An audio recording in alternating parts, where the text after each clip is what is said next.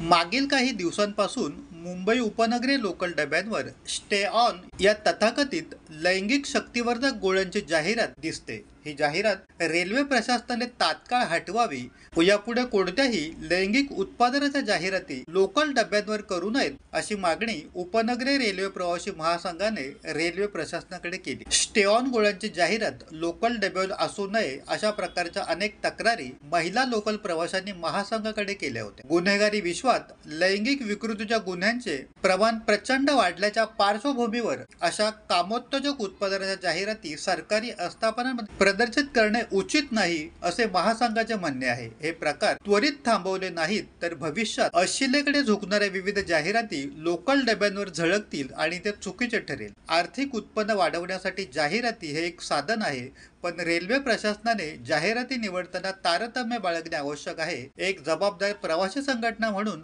महासंघाने लोकल डब्यावरच्या या जाहिरातींना विरोध केलाय। उद्या कंडोम, मसाज ऑइल आणि अन्य लैंगिक उत्पादने यांच्या जाहिरातींना रेल्वे डब्यावर जागा देईल आणि ते उचित ठरणार नाही अशा जाहिरातींची कॉम्पिटिशन वाढेल, याच जाहिराती वाढतील। आज संपूर्ण देशाच्या गुन्हेगारी जगावर नजर टाकली तर सर्वाधिक गुन्हे लैंगिक विकृतीशी संबंधित असल्याचे महासंघाला वाटते। या संबंधी महासंघाचे संस्थापक अध्यक्ष व मध्य रेल्वेचे उपनगरीय सल्लागार समितीचे सदस्य मनोहर शेलार व इतर सदस्यांनी मध्य रेल्वेचे वाणिज्य महाप्रबंधक तसेच मुंबई विभागीय वरिष्ठ वाणिज्य व्यवस्थापक यांना पत्राद्वारे सदर जाहिरात तात्काळ हटवण्याची मागणी केली। अल्पावधीतच लोकप्रिय झालेला भारताचा बुलंद आवाज आपला Bharat channel subscribe, share, like आणि कमेंट्स करायला विसरू नका।